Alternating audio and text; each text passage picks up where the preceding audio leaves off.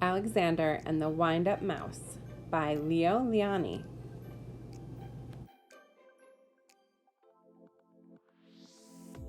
Help! Help! A mouse! There was a scream, then a crash. Cups, saucers, and spoons were flying in all directions. Alexander ran for his hole as fast as his little legs would carry him. All Alexander wanted was a few crumbs, and yet every time they saw him, they would scream for help or chase him with a broom. One day, when there was no one in the house, Alexander heard a squeak in Annie's room. He sneaked in, and what did he see? Another mouse. But not an ordinary mouse like himself. Instead of legs, it had 2 wheels. And on its back there was a key. "Who are you?" asked Alexander. "I am Willie the Wind-Up Mouse, Annie's favorite toy. They wind me to make me run around in circles. They cuddle me, and at night I sleep on a soft white pillow between the doll and a woolly teddy bear. Everyone loves me." "They don't care much for me," said Alexander sadly. But he was happy to have found a friend.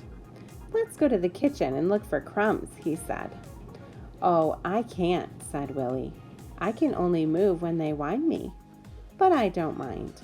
Everybody loves me." Alexander, too, came to love Willie. He went to visit him whenever he could.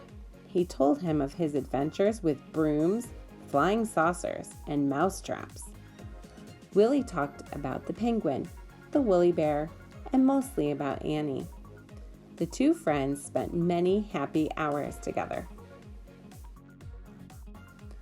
But when he was alone in the dark of his hideout, Alexander thought of Willie with envy. "Ah," he sighed, "why can't I be a wind-up mouse like Willie and be cuddled and loved?"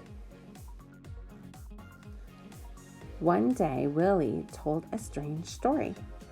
"I've heard," he whispered mysteriously, "that in the garden at the end of the pebble path, close to the blackberry bush, there lives a magic lizard who can change one animal into another."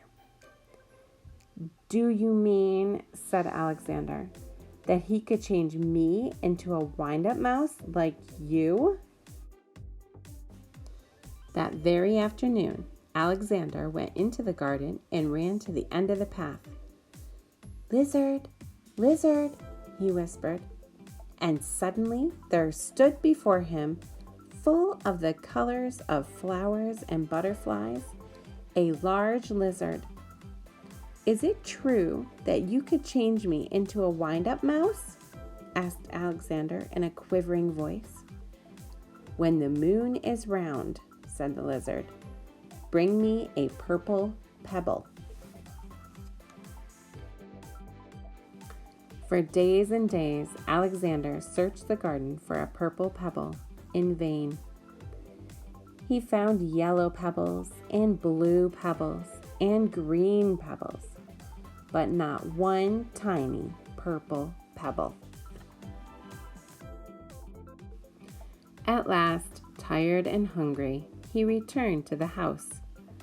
In a corner of the pantry, he saw a box full of old toys, and there, between blocks and broken dolls, was Willie. "What happened?" said Alexander, surprised.